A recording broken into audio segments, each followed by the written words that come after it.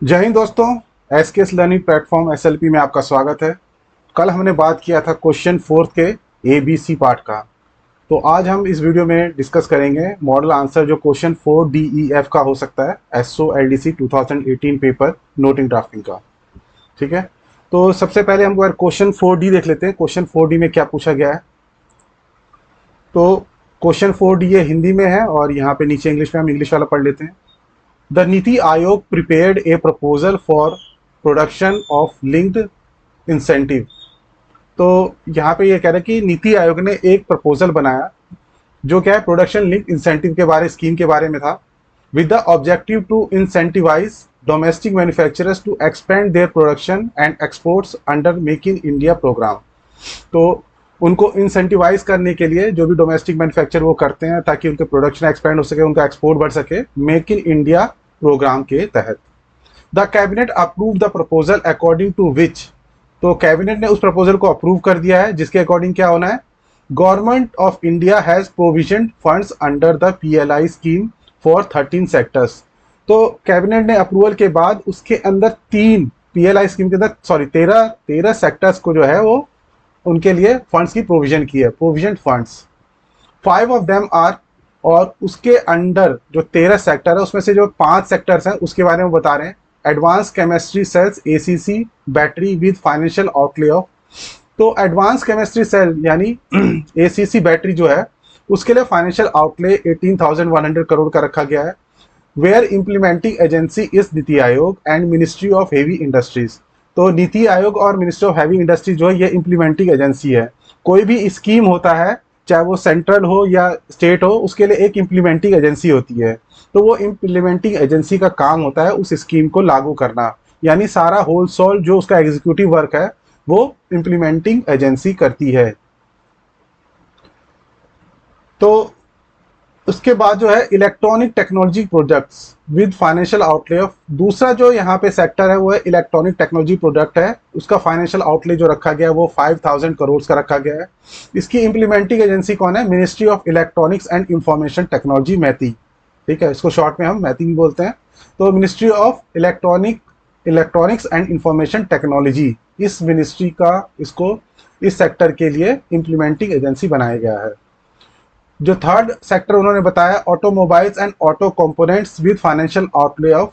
तो जो थर्ड आपका सेक्टर है वो ऑटोमोबाइल्स एंड ऑटो कंपोनेंट्स का है, उसके लिए फाइनेंशियल आउटले जो है 57,042 करोड़ रखा गया है। और implementing agency of heavy industry, तो यहाँ पे हैवी इंडस्ट्री जो है इसके लिए इम्प्लीमेंटिंग एजेंसी है। Telecom and networking products with financial outlay of 12,196 crore. तो जो टेलीकॉम और नेटवर्किंग प्रोडक्ट्स है, ये जो अगला सेक्टर है, फोर्थ सेक्टर है आपका, उसके लिए 12,196 करोड़ का फाइनेंशियल आउटले रखा गया है। और इम्प्लीमेंटिंग एजेंसी, क्योंकि इसका नोडल एजेंसी कौन हो सकती है, डिपार्टमेंट ऑफ टेलीकॉम ही हो सकती है, तो इसीलिए उसको उसका इम्प्लीमेंटिंग एजेंसी बनाया गया है। जो अगला फिफ्थ सेक्टर है जिसके बारे में इन्होंने बताया वो है pharmaceutical drugs with financial outlay of 15,000 crore and implementing agency department of pharmaceuticals. तो ये आपको बेसिकली यहाँ पे इंफॉर्मेशन दे दिया कि नीति आयोग ने एक प्रपोजल बनाया था, उस प्रपोजल को क्या है कैबिनेट ने अप्रूवल दे दिया है। अप्रूवल के अंदर 13 सेक्टर्स हैं जिसके लिए प्रोविजन रखा गया फंड्स का, लेकिन उसमें से 5 का यहाँ पे डिटेल दिया गया है। तो ये आपका बेसिक इंफॉर्मेशन जो इस क्वेश्चन में बताया गया है वो उसका क्रक्स है। As section officer in NITI Aayog draft and order for conveying the decision of the cabinet. तो कैबिनेट का डिसीजन जो है उसको कन्वे करने के लिए ऑर्डर बनाया गया है। तो ऑर्डर कब बनाया जाता है, ऑर्डर जनरली तब बनाया जाता है, जैसे कि आपने सैंक्शन ऑर्डर भी सुना होगा, ऑर्डर तब बनाया जाता है जब किसी चीज का कुछ फाइनेंशियल इंप्लीकेशन है। तो यहाँ पे क्योंकि फाइनेंशियल आउटलेज रखे गए 5 सेक्टर के लिए, कुछ पैसा इन्वॉल्व है, तो इस वजह से यहाँ पे ऑर्डर बनाने के लिए कहा गया है। अदरवाइज भी जहाँ पे क्वेश्चन में कुछ भी लिखा होता है तो आपको उसी फॉर्मेट में काम करना होता है जब तक कि कोई कंफ्यूजन ना हो। ठीक है, तो हम देख लेते हैं इसका आंसर क्या हो सकता है, कैसे ऑर्डर बना सकते हैं। तो सबसे पहले आपका फाइल नंबर आ जाता है, तो सिंपल फाइल नंबर में डालने के लिए हमेशा आपको इंकरेज करता हूँ। तो 1/1 2023 PLI प्रोडक्टिव लिंक्ड, और यहाँ पे जो इम्प्लीमेंटेशन है या इंसेंटिव है इसके लिए यहाँ पे PLI मैंने यहाँ से उठा लिया, प्रोडक्शन लिंक्ड इंसेंटिव PLI। ये एज्यूम कर लिया कि इस तरह का कोई सेक्शन है। ठीक है, government of India NITI Aayog, NITI Aayog क्या है, एक अलग से ही स्ट्रक्चर है, तो इसका कोई डिपार्टमेंट या सब डिपार्टमेंट नहीं है या कोई डिवीजन नहीं है, इसलिए हमें गवर्नमेंट ऑफ इंडिया और नीति आयोग ही लिखना है। बाकी क्वेश्चंस में मैंने हमेशा बोला है कि आपको गवर्नमेंट ऑफ इंडिया, मिनिस्ट्री और डिपार्टमेंट तीनों चीज लिखनी है, क्योंकि नीति आयोग का स्ट्रक्चर डिफरेंट है, तो इसलिए यहाँ पे सिर्फ गवर्नमेंट ऑफ इंडिया और नीति आयोग ही आएगा। उसके बाद आ जाएगा आपका किस भवन में है, वो नीति भवन नाम है उस भवन का जिसमें ये ऑफिस है, न्यू दिल्ली। डेटेड, आपने डेट आज की डाल दी, ठीक है। तो जब तक कोई क्वेश्चन में क्या है, बैकडेट का कोई इनपुट्स ना दिया हो और या कुछ ऐसा दिया हो कि जो प्रीवियस चीज़ों की बात कर रहा हो, तो आप ये देख लें कि डेट हम आज की डाल सकते हैं नहीं डाल सकते हैं। तो ये डालना जो है, यहाँ पे कुछ ऐसा कोई इशू नहीं है, कोई ऐसा डेट नहीं बता रखा कि इतनी तारीख को हुआ था, इसलिए हम यहाँ पे क्या कर सकते हैं कि अपनी डेट डाल सकते हैं। अगर क्वेश्चन में कुछ डेट दिया हुआ है और उसके अकॉर्डिंग हमें ड्राफ्ट बनाना है, तो वहाँ पे आप डेट का ध्यान रखेंगे और उसी के अकॉर्डिंग आप कोई डेट डालेंगे तो बेटर रहेगा।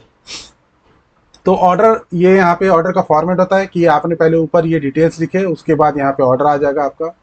तो अब बात कर लेते हैं कि ऑर्डर में हम लिखेंगे क्या। तो ऑर्डर में क्या लिखना है ये हमने ऑलरेडी यहाँ पे देखा कि ब्रीफ में क्या क्या बातें बताई थी कि नीति आयोग ने एक प्रपोजल बनाया है, प्रपोजल को कैबिनेट ने अप्रूव कर दिया है। कैबिनेट में 13 सेक्टर्स थे जिसके लिए फंड की प्रोविजन रखी गई, 13 में से 5 का आउटले बताया गया है, और आपको एज ए सेक्शन ऑफिसर एक ऑर्डर बनाना है जिससे आप इस डिसीजन को कन्वे कर सको जो भी कंसर्न इम्प्लीमेंटिंग एजेंसी है या डिपार्टमेंट या मिनिस्ट्री है। तो ये आपका यहाँ पे काम है। तो ऑर्डर हम स्टार्ट कैसे करेंगे, देखिए, ऑर्डर हो, ऑफिस ऑर्डर हो, ओएम हो, लेटर हो या आईडी नोट हो, सबका एक यूनिक उसका स्ट्रक्चर जरूर रहता है। यूनिक स्ट्रक्चर तो रहेगा, उसके साथ साथ उसकी लैंग्वेज भी थोड़ी जो होती है उसके अकॉर्डिंग लिखी जाती है। तो आपने जनरली देखा हो कि ऑर्डर को किस तरीके से स्टार्ट करते हैं। तो with an objective to incentivise the domestic manufacturers to expand their production and export under make in India programme. तो ये ऑलरेडी क्वेश्चन में ही लिखा हुआ है, लेकिन आपने क्या करना होता है, ऑर्डर के एक तरह से लैंग्वेज के में सेट करना पड़ता है कि ऑर्डर का लैंग्वेज किस तरीके से होना चाहिए, जैसे लगे कि ऑर्डर है। तो यहाँ से हमने स्टार्ट किया with objective to incentivise domestic manufacture to expand their production and export under make in India programme, comma, ठीक है। द यूनियन कैबिनेट ने क्या किया, इसको अप्रूव किया है, chaired by the honourable prime minister. ये हमने अपनी तरफ से यहाँ पे क्या है, एडिशनल इनपुट ऐड किया है। जनरली क्या है, यूनियन कैबिनेट जो है चेयर कौन करते हैं, ऑनरेबल प्राइम मिनिस्टर चेयर करते हैं, तो इसलिए हमने ये एक इंफॉर्मेशन यहाँ पे डाल दी है। Has conveyed its approval to the proposal of production link incentive PLI scheme. तो हमने क्या बता दिया यहाँ पे कि प्रोडक्शन लिंक्ड इंसेंटिव स्कीम जो है पीएलआई स्कीम को यूनियन कैबिनेट ने अप्रूव कर दिया है। Under the PLI scheme funds are provision for 13 sectors out of which the financial outlay for 5 sectors will be as follows. तो जो वहाँ पे इंफॉर्मेशन थी उसके अंदर क्लियरली बताया था कि प्रोविजन जो है फंड्स की कितने के लिए, 13 सेक्टर्स के लिए, और उससे 5 का यहाँ पे डिटेल्स दिया हुआ है। तो हमें भी वही करना है, वहाँ पे जो दिया हुआ था उसी को हमने यहाँ पे क्या किया, टेबुलर फॉर्म में लिख दिया कि सेक्टर कौन सा है। क्वेश्चन में से देख के करना है, आपको कुछ नहीं करना है इसमें, क्वेश्चन में इनपुट्स ऑलरेडी दिए हुए हैं, लेकिन आप उसको क्या करते हैं, इन्फॉर्मेशन को प्रॉपर स्ट्रक्चर में, प्रॉपर फॉर्म में आपको करना होता है, सिर्फ इतना ही रोल है। और क्योंकि ये 15 मार्क्स का क्वेश्चन है, तो 15 मार्क्स के क्वेश्चन के आंसर के हिसाब से ही हम काम करेंगे। टाइम इसके लिए आपके पास 12 to 13 मिनट्स हैं। तो 12 to 13 मिनट्स में आपको जो ब्रीफ में ही चीज़ें लिखनी है, बहुत ज़्यादा उसको बड़ा नहीं करना है, कोशिश यही रखनी है। तो आपने क्या किया, यहाँ पे लिख दिया जो भी सेक्टर से आपके, advance chemistry cell, ACC battery, ये ऑलरेडी क्वेश्चन में लिखा हुआ था, उसका फाइनेंशियल आउटले आप वहाँ से देख के लिख दें, और इम्प्लीमेंटिंग एजेंसी को यहाँ पे लिख दें। तो जब भी क्वेश्चन में स्कोप हो और बहुत सारी चीज़ें एक साथ लिखी हो, तो आप उसको पॉइंट में लिख सकते हैं। ऑर्डर में ये अलाउड है, ठीक है। आप ऐसा डीओ में नहीं कर सकते, डीओ लेटर जो होता है उसके अंदर ये चीज़ सही नहीं लगेगी, तो इसलिए आप डीओ में वैसे भी नंबरिंग नहीं होती है, तो आपको ये भी ध्यान में रखना है कि कहाँ पे नंबरिंग होती है, कहाँ पैराग्राफ में ही लिखा जाता है। तो जहाँ पे पैराग्राफ में ही लिखा जाता है सिर्फ, तो वहाँ पे तो इस तरह की चीज़ें जो है आपके लिए मुश्किल हो जाएंगी, तो वहाँ पे आप उसको पैराग्राफ की फॉर्म में लिखें, जैसे कि डीओ लेटर है। लेकिन ऑर्डर में क्या, आप इस तरीके से टेबल बना के चीज़ों को डाल सकते हैं। तो आपका इस तरीके से क्या किया हमने, 5 sectors, ACC, electronics technology product, automobile and auto components, telecom and networking, pharmaceutical drugs, इन सबको हमने यहाँ पे लिख दिया। उसका फाइनेंशियल आउटले लिख दिया इनका रुपीज़ करोड़, क्योंकि हर जगह करोड़ लिखने की बजाय आप वहाँ एग्ज़ाम में अपना टाइम सेव करेंगे। और सेव करने का तरीका यही है कि आप ऊपर ही इन रुपीज़ करोड़ लिख दें और यहाँ पे आपका इस तरीके से टेबुलर फॉर्म बन जाएगा। तो वहाँ पे जैसे, क्योंकि अगर हम इस इंफॉर्मेशन को कि इम्प्लीमेंटिंग एजेंसी ये है सो है, तो बार बार आपको, यानी अगर सबके लिए अलग अलग लिखना पड़ता तो आपको 5 बार इम्प्लीमेंटिंग एजेंसी लिखना पड़ता। यहाँ पे आपका क्या हो गया, टाइम सेव हो गया और उसके साथ साथ ये देखने में भी अच्छा लगता है।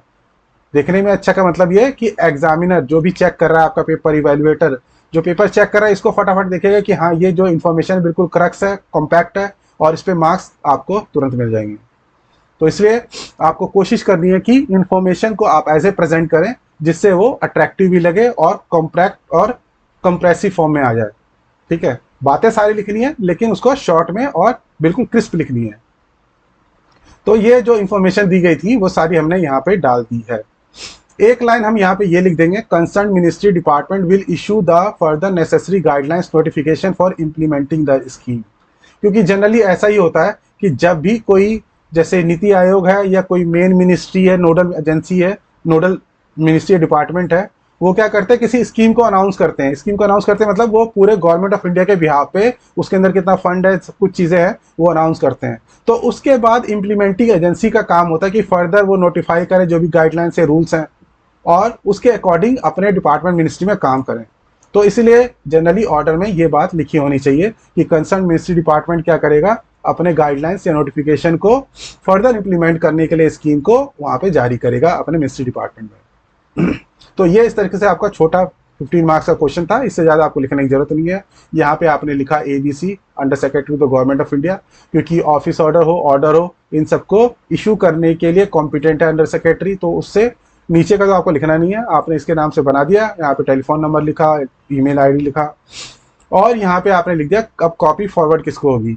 देखिए आपको ध्यान रखना है, कई लोग क्या करते हैं ऑर्डर के अंदर कॉपी 2 लिख देते हैं या 2 लिख देते हैं। आप MOP देखेंगे तो MOP के अकॉर्डिंग कॉपी फॉरवर्डेड 2 लिखा हुआ है ऑर्डर के अंदर। तो आपको ये ध्यान देना है कि आपको नीचे लिखना क्या है। तो ऑर्डर के अंदर कॉपी फॉरवर्डेड 2 है, जबकि ऑफिस ऑर्डर के अंदर कॉपी 2 है। तो आपको ये बातें ध्यान में रखनी है। तो यहाँ पे आप लिखेंगे copy forwarded to secretary ministry department concern. Ministry department concern का मतलब ये सारे डिपार्टमेंट जो इम्प्लीमेंटिंग एजेंसी है उनको आप भेज रहे हैं। तो इसीलिए वहाँ पे सबका नाम लिखने की बजाय, क्योंकि आपको एग्जाम में टाइम सेव करना है, 15 मार्क्स का सिर्फ क्वेश्चन है, 13 मार्क्स आपके पास उसको करने के लिए है, तो आप क्या करेंगे, सेक्रेटरी मिनिस्ट्री डिपार्टमेंट कंसर्न इतना ही लिखेंगे, सबको इंडिविजुअली लिखने की जरूरत नहीं है। ठीक है, उसके बाद secretary department of economic affairs. अब इकोनॉमिक अफेयर्स को क्यों भेज रहे हैं, क्योंकि इकोनॉमिक अफेयर्स के पास जनरली क्या होता है, बजट होता है। तो बजट के अकॉर्डिंग क्योंकि इतना आउटले रखा गया है तो बजट में इसका भी प्रोविजन होना चाहिए, तो इस वजह से उनको इन्फॉर्मेशन के लिए तो आपको भेजना चाहिए। और दूसरा, कोई भी स्कीम होती है आपका जो है वो स्कीम से रिलेटेड एक सेक्शन बना हुआ है आपका डिपार्टमेंट एक्सपेंडिचर में, क्योंकि सारा एक्सपेंडिचर वो भी मॉनिटर करता है सारी स्कीम से रिलेटेड। तो आप सेक्रेटरी एक्सपेंडिचर को भी भेज सकते हैं। और उसके बाद अपलोड करने के लिए NIC को भेज रहे हैं ताकि वो वेबसाइट पे इस बात को अपलोड कर दे। बहुत वाइड पब्लिसिटी होनी चाहिए इस बात की।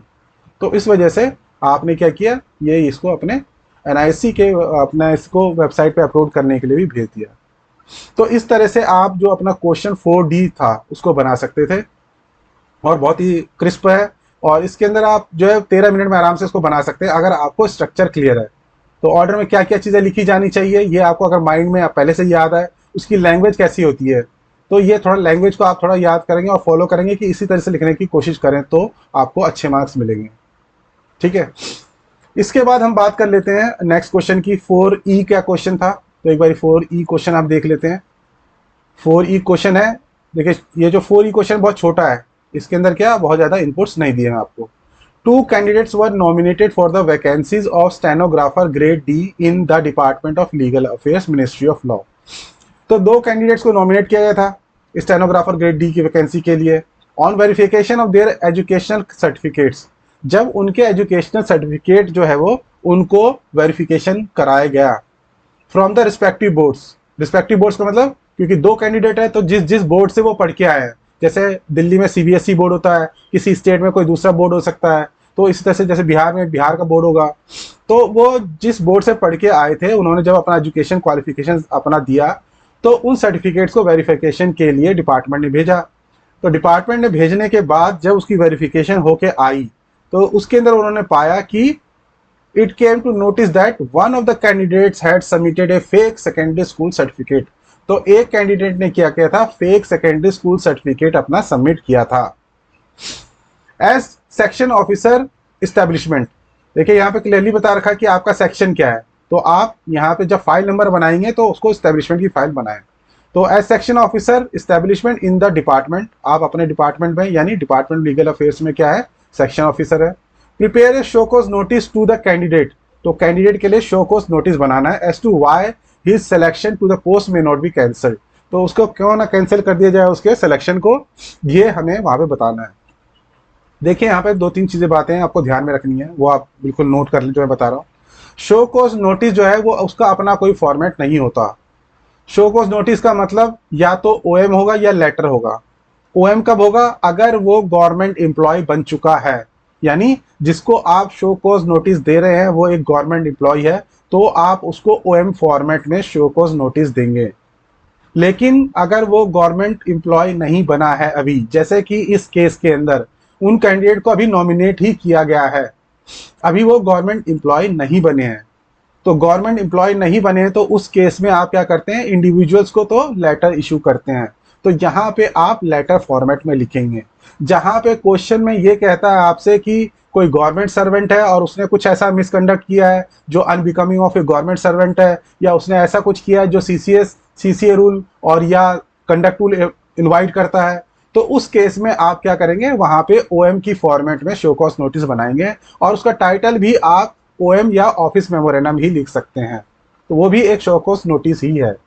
लेकिन लैंग्वेज का थोड़ा डिफरेंस रहता है। जैसे हम ओएम बनाते हैं जनरली ऑफिस के लिए, उसके अंदर तो हम normal the undersigned is directed to इस तरह से करते हैं, जबकि हम जब ओएम देंगे किसी को शो कॉज के लिए तो उसके अंदर हम लिखते हैं it has been observe that, कि हमने ऐसा पाया है। It has been observe that you have been violating so and so conduct rule, you have been found to be drunk, you have found to be smoking in the public area. तो इस तरह की चीज जो भी question में आपके पास inputs में दिया होगा आप उसको देकर स्टार्ट कर सकते हैं। बाकी सारी बातें जो है वो तो लगभग सिमिलर हो सकती हैं जो आप लेटर में भी यहाँ पे लिखेंगे।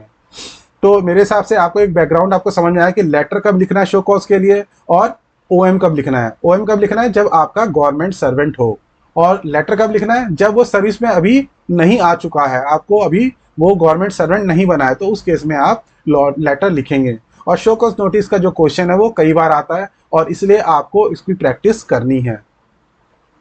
तो चलिए हम देख लेते हैं हमने आंसर क्या बनाया और कैसे बनाया।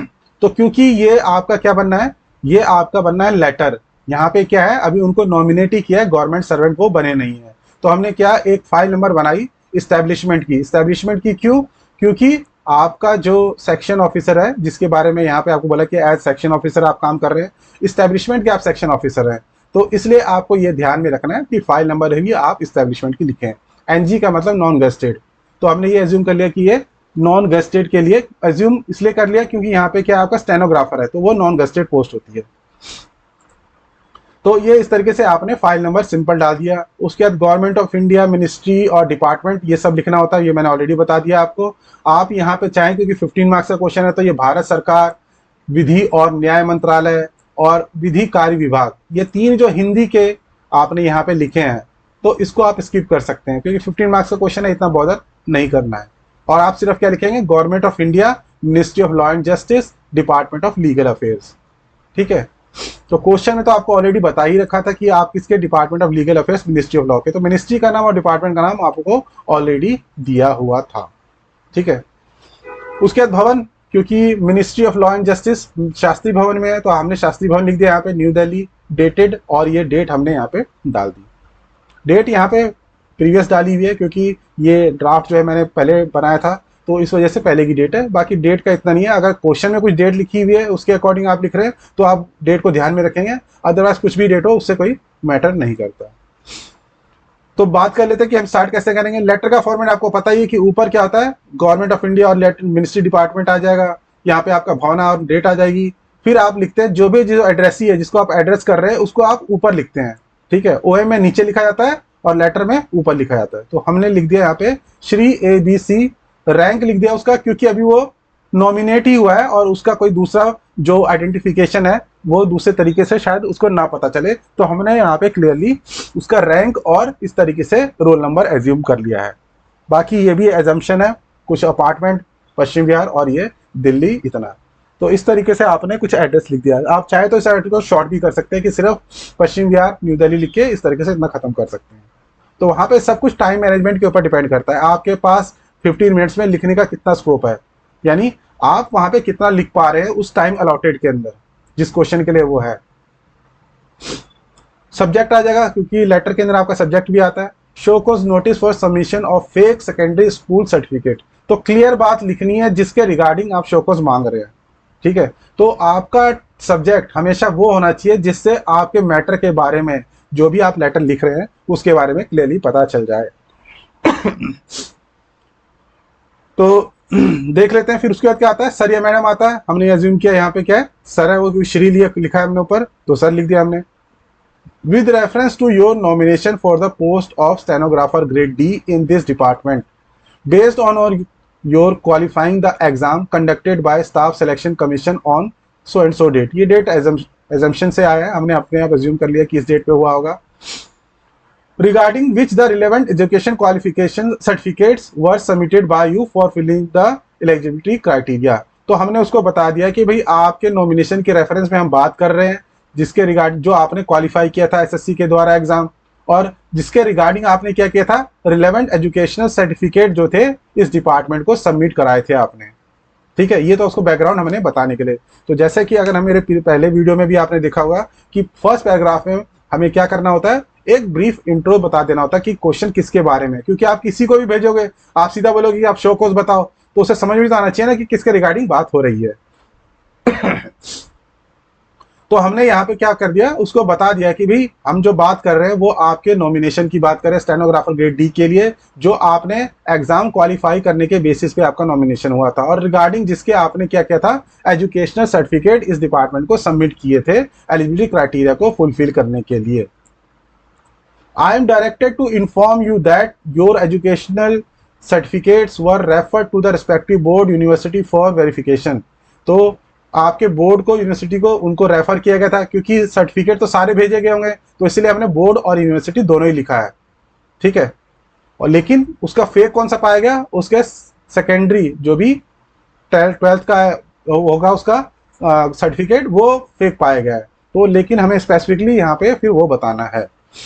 तो हमने ये बता दिया कि आपके एजुकेशन सर्टिफिकेट जो थे वो रिस्पेक्टिव बोर्ड यूनिवर्सिटी को वेरिफिकेशन के लिए भेजे गए थे।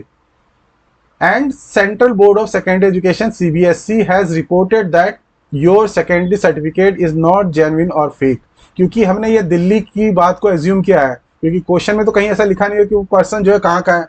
तो जहाँ की बात आप लिखेंगे, मान लो आप बिहार का लिख रहे हैं तो वहाँ बिहार का जो बोर्ड है जनरली वो लिखें, नहीं तो सीधा सिंपली ये लिखें सेकेंडरी बोर्ड, ठीक है। तो अगर आपको नहीं पता कि वहां पे कौन सा बोर्ड होगा, तो ये जनरली छोटी छोटी बातें जो है आप ध्यान में रख सकते हैं। CBSE has reported that your secondary certificate is not genuine और फेक, तो उन्होंने आपको रिपोर्ट किया, आपके डिपार्टमेंट को रिपोर्ट किया कि वो फेक और जेन्युइन नहीं है। तो इस बात को हम उसको बता रहे हैं। तो हमारे बताने के बाद अब हमसे क्या बना है, अब मुद्दे की बात में आना कि हमें करना क्या है। You are therefore hereby given an opportunity to explain why your candidature selection for the post should not be cancelled, तो आपकी पोस्ट को क्यों कैंसिल ना कर दिया जाए उसके लिए हम क्या कर रहे हैं, उसको एक अपॉर्चुनिटी दे रहे हैं। और लैंग्वेज आपको ध्यान में रखना है, इस तरीके से ही लैंग्वेज बनाना है। इस तरीके का लैंग्वेज बनाएंगे तो ये एक स्टैंडर्ड लैंग्वेज लगती है शो कॉज नोटिस के लिए, ठीक है। तो इस तरह का लैंग्वेज बनाएंगे तो आपको अच्छे मार्क्स मिलेंगे। बाकी आप सबका लैंग्वेज थोड़ा डिफरेंट होता है, लेकिन स्टैंडर्ड लैंग्वेज जो भी शो कॉज नोटिस का होना चाहिए, अगर उसको आप अपने आप को रिमाइंड कर पाएँ या रिमेंबर कर पाएँ, उसको लर्न कर पाएँ, उसको अंडरस्टैंड कर पाएँ, तो आपको ज़्यादा अच्छे मार्क्स मिलने के चांसेस हैं। तो you are therefore hereby given an opportunity to explain why your candidature selection for the post should not be cancelled, ठीक है। एक तो पहले कैंसिल करने की बात चलेगी, और जब भी इस तरीके का कोई मैटर आता है कि फेक कोई सर्टिफिकेट पाया गया, तो हम उसको ये भी बोलते हैं कि आपके खिलाफ हम जो है नेसेसरी एक्शन भी ले सकते हैं। तो क्रिमिनल लॉ भी बोल सकते हैं, इंडियन पीनल कोड भी बोल सकते हैं, क्योंकि फॉर्जरी, आपका चीटिंग, ये सब आपका आईपीसी यानी इंडियन पीनल कोड में डिफाइंड है।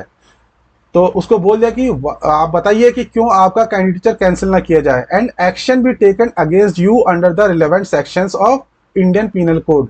तो इंडियन पीनल कोड यानी आईपीसी के रिलेवेंट सेक्शन, रिलेवेंट का मतलब जो जो अप्लाई होगा उसके तहत आपके खिलाफ क्यों कार्रवाई ना की जाए, ये आप इसका आप एक्सप्लेनेशन दें और आपको ये अपॉर्चुनिटी दी जा रही है, ये हम उसको कह रहे हैं। For furnishing fake and fabricated certificate, तो जो आपने फेक और फैब्रिकेटेड सर्टिफिकेट हमें यहाँ पे सबमिट किया है जिसके बेसिस पे आपका नॉमिनेशन हुआ है, आप बताइए कि क्यों आपको जो है हम इस तरीके से आपका कैंडिडेचर कैंसिल ना करें और क्यों आपको हम आपके खिलाफ एक्शन ना लें, ये हमें आपको बताना है। उसके लिए हम आपको अपॉर्चुनिटी दे रहे हैं। ये अपॉर्चुनिटी क्यों देते हैं हम थोड़ा इसके बारे में बात कर लेते हैं। वैसे तो यहाँ पे क्वेश्चन से कोई मतलब नहीं है, लेकिन अपॉर्चुनिटी इसलिए दी जाती है क्योंकि प्रिंसिपल ऑफ नेचुरल जस्टिस ये कहता है कि किसी के खिलाफ भी कोई एक्शन लेने से पहले, खासकर जब आप गवर्नमेंट ऑफ इंडिया के पार्ट है, तो आपको सामने वाले को एक अपॉर्चुनिटी देनी होती है उसकी बात को सुनने के लिए, समझने के लिए। हो सकता है उसके पास कोई ऐसा एक्सप्लेनेशन हो जिसके बेसिस पे आप उसके खिलाफ कोई एक्शन ना लें, तो इसलिए उसको अपॉर्चुनिटी दी जाती है। ठीक है, तो प्रिंसिपल ऑफ नेचुरल जस्टिस कहता है other side of the portion या other side should also be heard, audi alteram partem, यानी हियर द अदर साइड, आप दूसरे वाले की साइड भी सुनो। तो जब भी आपको शो कॉज नोटिस देना होता है तो उसके अंदर इस बात का ध्यान में रखा जाता है कि सामने वाले को एक अपॉर्चुनिटी देनी है। ठीक है, तो ये सेकंड में हमने उसको बता दिया कि भी आपको अपॉर्चुनिटी दी जा रही है, आप बताइए क्यों आपके खिलाफ एक्शन ना लिया जाए। तो ये हमने यहाँ पे सेकंड में लिख दिया। फर्स्ट में आपने क्या बताया था, इंट्रोडक्शन दे दिया था, एक तरह से उसको ब्रीफ बता दिया था मैटर का क्या है, कि आपका नॉमिनेशन हुआ था, आपको सेलेक्ट किया था एसएससी ने सेलेक्ट करने के बाद आपने हमारे पास जो एजुकेशन सर्टिफिकेट सबमिट कराया था। सर्टिफिकेट को हमने क्या है respective ministry respective board university को भेजा था, जिसने ये बताया कि आपका सर्टिफिकेट जेन्युइन या फेक है, जेन्युइन नहीं है। तो ये सारी बातें हमने यहाँ पे बता दी, उसके बाद अपॉर्चुनिटी दे दी। थर्ड में हम ये बताएंगे कि कितने टाइम पीरियड के अंदर उसे वो सबमिट करना है। Your explanation should reach the undersigned, undersigned के पास 10 दिन के अंदर आपके पास जो है ये इसका जवाब आ जाना चाहिए, आप उसको बताएंगे। तो जनरली 7 दिन 10 दिन इस तरीके से रखा जाता है। ठीक है, 3 दिन 5 दिन भी रखा जाता है, लेकिन वो बहुत ही अर्जेंट केसेस के अंदर रखा जाता है। तो यहाँ पे मुझे लगता है 10 दिन जो सफिशियंट है, आप 7 दिन 5 दिन भी कर सकते हैं। ठीक है, फेलिंग विच, क्योंकि 10 दिन के अंदर वो सबमिट नहीं करता तो आप आगे तो प्रोसेस करेंगे ही। ऐसा तो नहीं है कि आप उसको ऐसे बोलेंगे कि नहीं आप 10 दिन के अंदर नहीं भेजेंगे तो आपको एक्शन नहीं लेंगे। तो आप उसके साथ ये भी लिख देते हैं कि फेलिंग विच, अगर आपने 10 दिन के अंदर भेजने में असमर्थ रहे, आपने नहीं भेजा, फेल हो गए आप भेजने में, तो Fehling which appropriate action will be initiated against you, तो आपके खिलाफ जो है अप्रोप्रिएट एक्शन लिया जाएगा। तो अप्रोप्रिएट एक्शन किसके लिए लिया जाएगा, under the relevant provisions of law. तो under the relevant provision of law भी बोल सकते हैं और साथ में आप यहाँ पे रूल भी लिख सकते हैं, under the relevant provision of law and rule, क्योंकि आप उसके ऊपर जो है लॉ भी लगा सकते हैं। कोई रूल अगर गवर्नमेंट का है जिसके तहत आप उसके अंदर कैंडिडेचर कैंसिल करने के लिए तो आपको कोई रूल भी लगा सकते हैं, लेकिन उसके खिलाफ जो चीटिंग और इस तरह के जो उसने फेक सबमिट किया है तो फॉर्जरी के लिए, इस सब के लिए आपको आईपीसी के तहत जो है एक्शन लेना पड़ेगा, आपको एफआईआर करानी पड़ेगी और बाकी चीजें करनी पड़ेगी। अब लास्ट में क्योंकि लेटर में योर्स फेथफुली आता है तो आपने योर्स फेथफुली लिख दिया, और XYZ क्योंकि नाम तो आपका आता है तो इसलिए हम नाम नहीं लिख रहे तो वहाँ पे XYZ लिखते हैं, और under secretary to the government of India, telephone number और ईमेल आईडी। तो इस तरीके से जो है आप यहाँ पे शो कॉज नोटिस बना सकते थे, और अगर ये गवर्नमेंट सर्वेंट होता तो उसके लिए आप OM बनाते, जो कि नोटिस शो कॉज नोटिस वो भी है। ठीक है, तो ये बात मैंने आपको यहाँ पे समझा दी है। इसके बाद हम बात कर लेते हैं कि नेक्स्ट क्वेश्चन जो है आपका उसमें क्या बनना चाहिए। आपका क्वेश्चन जो है 4F के बारे में बात कर लेते हैं। तो क्वेश्चन 4F क्या कहता है वो देख लेते हैं एक बारी। क्वेश्चन 4F कहता है the ministry of tourism organise the 10th international tourism mart. तो इंटरनेशनल टूरिज्म मार्ट ITM जो है इसको शॉर्ट फॉर्म दिया गया है कि ये ऑर्गेनाइज किया गया कब से 17 से 19 नवंबर 2022 एजवाल मिजोरम के अंदर। The following are the important features of the mart. तो मार्ट के अंदर क्या क्या चीजें हुई उसके इंपॉर्टेंट फीचर्स यहाँ पे बता रखे हैं। The objective was to highlight tourism potential of north east region in the domestic and international market. ठीक है, डोमेस्टिक और इंटरनेशनल मार्केट में क्या पोटेंशियल है, उसका ऑब्जेक्टिव वहाँ पे था हाईलाइट करने का। Minister of tourism and culture address the inaugural session. तो इनॉग्रल सेशन जो पहला सेशन होता है, इंट्रोडक्टरी सेशन, वहाँ पे किसने, मिनिस्टर ऑफ टूरिज्म और कल्चर ने उसको एड्रेस किया था। चीफ मिनिस्टर, तो जो स्टेट के, ये मिनिस्टर ऑफ टूरिज्म का मतलब हो गया union minister. Chief minister and tourism minister of state for Mizoram were also present on the occasion. वो भी प्रेजेंट थे, चीफ मिनिस्टर टूरिज्म मिनिस्टर वहाँ के स्टेट के जो थे। The 3 days event was attended by senior officials of Northeastern Tourism Department। तो north east tourism department के जो सीनियर ऑफिशियल थे उन्होंने अटेंड किया। Head of tourism and house hospitality association, इन्होंने भी अटेंड किया। युवा टूरिज्म क्लब मेंबर, उन्होंने भी अटेंड किया। Other government agencies, buyers and sellers, media etcetera, तो इन सब लोगों ने अटेंड किया। आपको ये पॉइंट भी बताया हुआ है।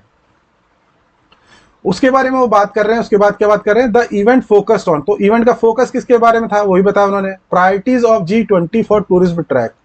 तो G20 के क्या प्रायोरिटीज है टूरिस्ट ट्रैक के लिए, टूरिज्म को ट्रैक करने के लिए, वो आपका वहां पे एक फोकस पॉइंट था। By introducing the session on green and sustainable tourism, तो ग्रीन सस्टेनेबल टूरिज्म के ऊपर सेशन था वहां पे, as well as investment in north east. तो ये सारे जो है आपको पॉइंट बेसिकली बता रखे, क्या क्या पॉइंट आपको क्वेश्चन में कवर करने हैं आपके। The mart brought together the tourist business fraternity and entrepreneur from the 8 northeastern state। तो 8 जो नॉर्थ ईस्टर्न स्टेट हैं वहाँ के बिजनेस फैटर्निटी, वहाँ के बिजनेस जो करते हैं लोग उन सबको, और जो एंटरप्रेन्योरशिप करते हैं वो उन सबको वहाँ पे एक साथ लेके आए। ये भी इन्होंने एक बात बताई। इट आल्सो इंक्लूडेड B2B, यानी ये बिजनेस टू बिजनेस मॉडल होता है शायद, जो आपका मीटिंग भी वो हुई, where buyers from different region of the country got engaged in one-to-one meeting with the seller from the northeast region।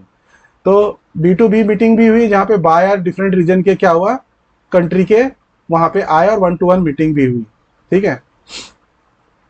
The event felicitated the Yuva tourism club members, तो युवा क्लब मेंबर्स के जो भी इवेंट में क्या हुआ उनको फैसिलिटेट भी किया गया। फैसिलिटेट का मतलब उनको कुछ अवार्ड भी दिया गया या कुछ सम्मान किया गया उनका।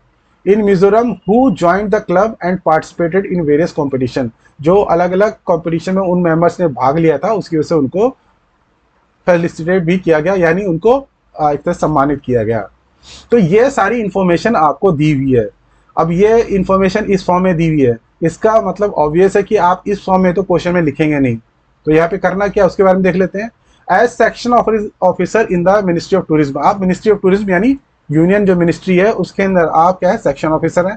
प्रिपेयर ए ड्राफ्ट नोट, यहाँ पे क्या है, ड्राफ्ट नोट बनाना है for the press, press information bureau के लिए आपको ड्राफ्ट नोट बनाना है।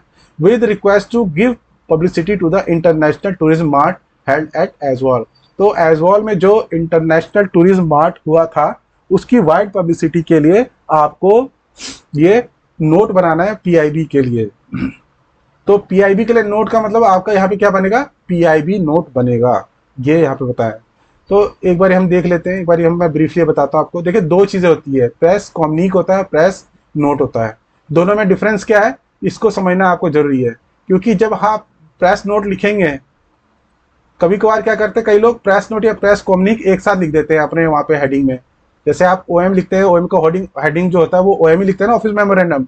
तो आपको ये पता होना कि आपको हेडिंग में लिखना क्या है, प्रेस कॉम्युनिक लिखना है या प्रेस नोट लिखना है। तो इसके बारे में जो MOP में दिया हुआ है उसके बारे में पढ़ लेते हैं एक बारी। This form is used when it is proposed to give wide publicity to a decision of government through media.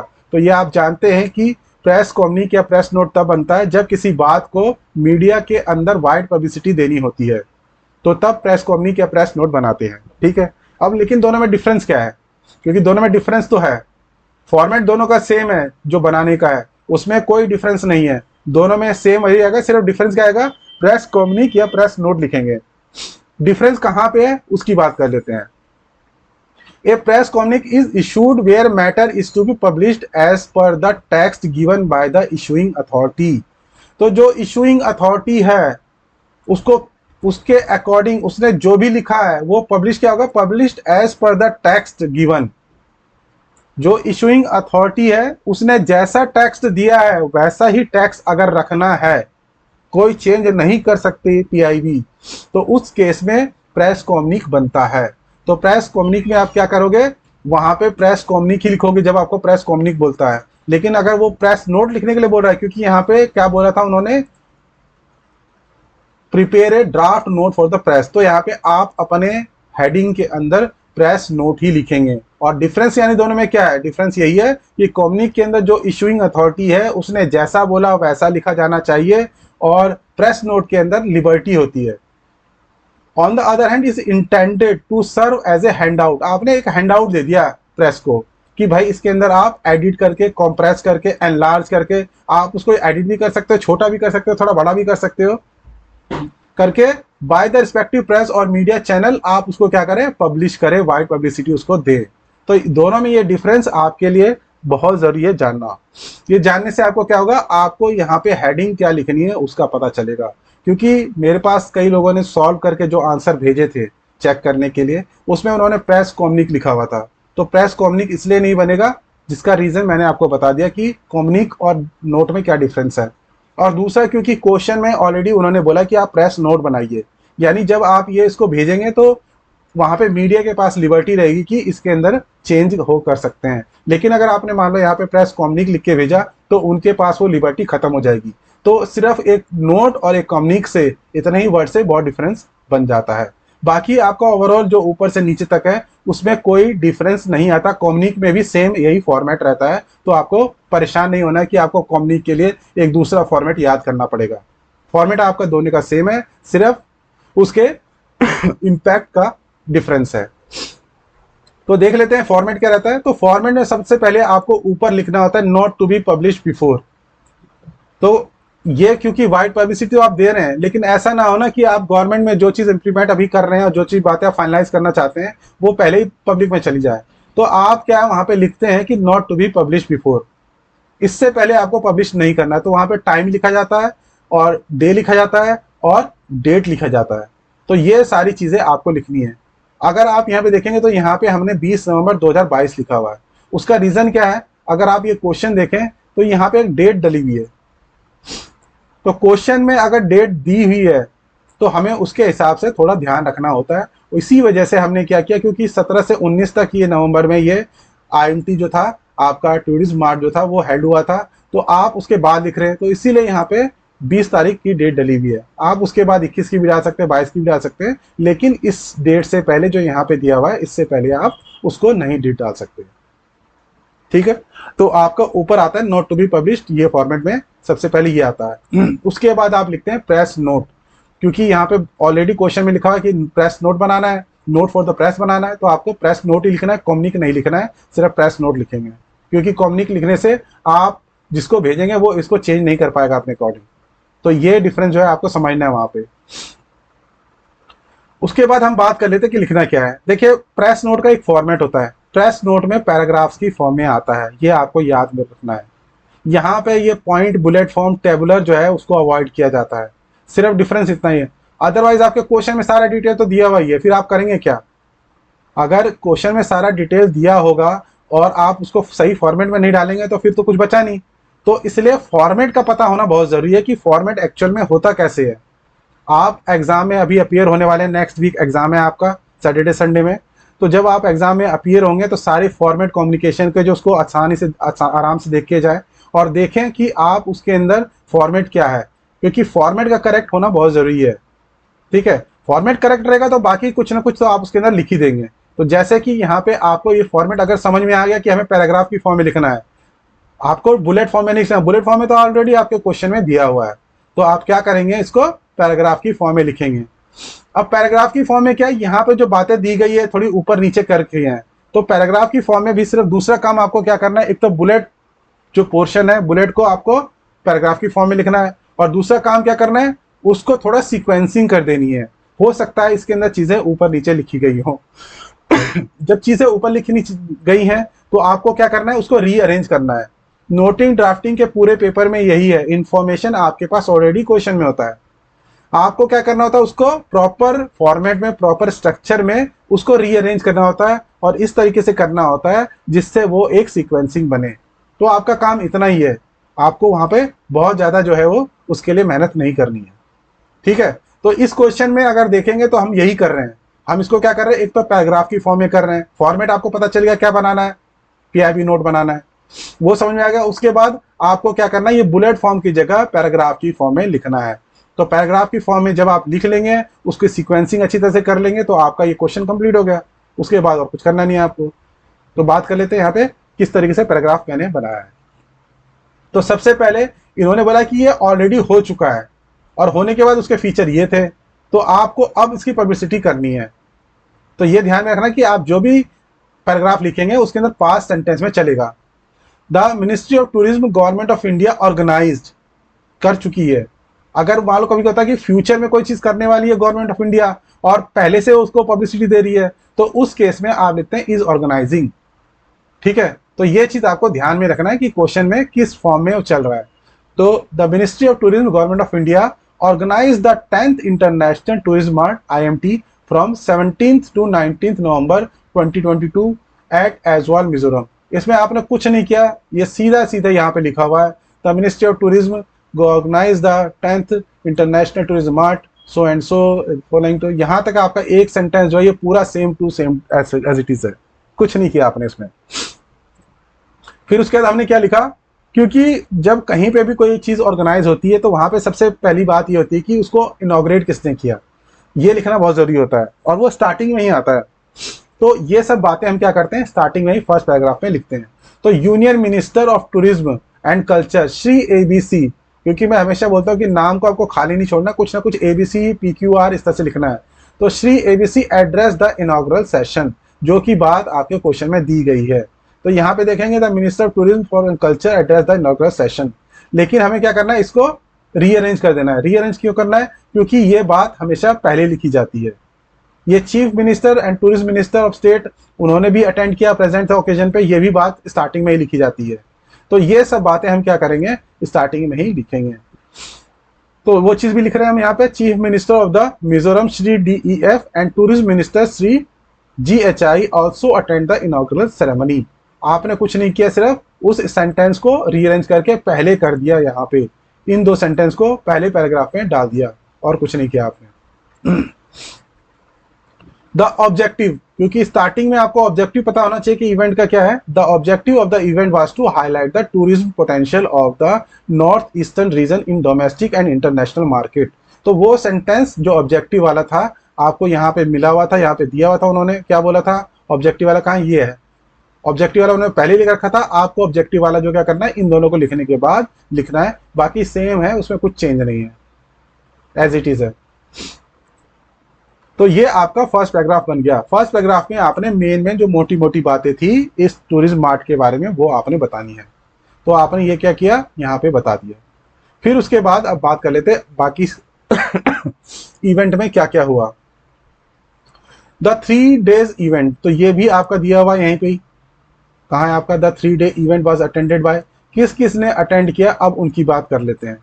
देखिए अगर आप स्ट्रक्चर देखें तो पहले हमने किसका बताया, यूनियन मिनिस्टर का बताया, फिर स्टेट के चीफ मिनिस्टर का बताया, फिर टूरिज्म मिनिस्टर का बताया, फिर उसके बाद अब हम क्या कर रहे हैं, बाकी जो सीनियर ऑफिशियल्स जो थे, तो देख रहे हैं ना एक सीक्वेंसिंग है इसके अंदर, कि सबसे पहले जो सबसे इंपॉर्टेंट पर्सन है आपके tourism minister, union tourism minister जो है सबसे इंपॉर्टेंट पर्सन है इस इस टूरिज्म मार्ट के लिए, क्योंकि उन्होंने इनॉग्रेट किया था। तो उनको आप सबसे पहले लिखेंगे। फिर आपने चीफ मिनिस्टर की बात लिखी, फिर आपने किसकी बात लिखी, सीनियर ऑफिशियल्स की बात लिखी जिन्होंने इस इवेंट को अटेंड किया था।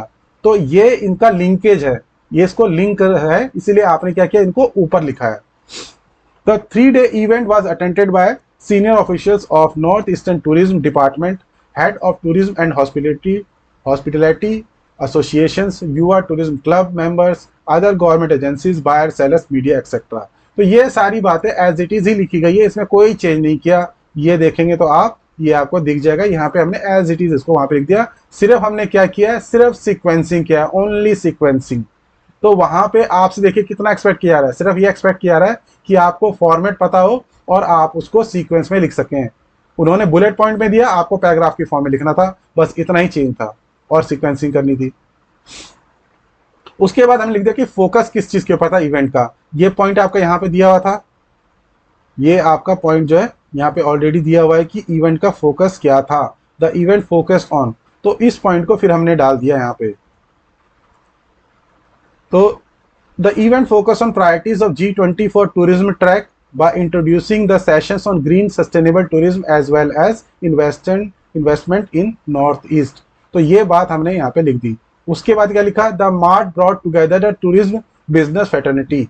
जब हम इवेंट पे क्या क्या चीजें फोकस करने की थी उसकी बात कर रहे हैं, तो यहाँ पे इसके साथ ये एक पॉइंट भी आप इसके साथ ऐड कर सकते हैं कि जो टूरिज्म फ्रेटर्निटी थी उसने भी इस चीज को साथ लेके आए, टूरिज्म फ्रेटर्निटी को भी एक साथ लेके आए। ये पॉइंट भी आप यहाँ पे डाल सकते हैं। ये पॉइंट आपका दिया हुआ था, the mart together brought tourism business fraternity, ये वाला पॉइंट, ठीक है। उसके बाद आपने, क्योंकि अब ये इवेंट स्टार्ट हो गया कि इवेंट में क्या उसका फोकस पॉइंट था, वहां पे क्या क्या चीजें हुई, सारी एक्टिविटी के बारे में बात कर रहे हैं। तो ये हमने क्या किया यहाँ पे सारी एक्टिविटी को एक साथ लिखा। तो सिर्फ रीअरेंजिंग करके हमने एक्टिविटीज को एक साथ ले लिया। फिर दूसरा क्या एक्टिविटी हुई, during the event B&B meeting will were also conducted. तो ये B2B मीटिंग जो थी वो भी कंडक्ट हुई, ये भी हमने यहाँ पे पॉइंट को ले लिया। तो सारी एक्टिविटी चल रही है। और सबसे लास्ट में, क्योंकि आप देखेंगे किसी भी चीज के सबसे लास्ट में क्या होता है, प्राइज डिस्ट्रीब्यूशन होता है, या किसी को फैसिलिटेट करना होता है, या किसी को क्या करना होता है, सम्मान देना होता है, तो सबसे एंड में ही होता है जनरली। तो हमने वही बात इसको एंड में रखा है। अगर आप यहाँ पे भी देखेंगे, the event felicitated the Yuva tourism club, तो यहाँ पे फेलिसिटेटेड को हमने सबसे लास्ट में लिखा है कि the event also felicitated the Yuva tourism club members in Mizoram who joined the club and participated in the various competition. ठीक है।